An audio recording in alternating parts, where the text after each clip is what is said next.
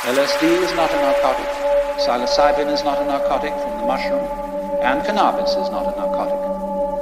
Because these substances tend to do something very different from producing sleep. They tend instead to produce a peculiar kind of wakefulness, a sharpening rather than a dimming of consciousness.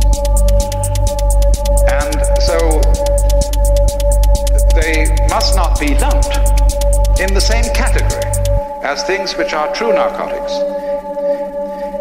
Narcotics, narcotics, narcotics, narcotics, narcotics, narcotics, narcotics, narcotics, narcotics.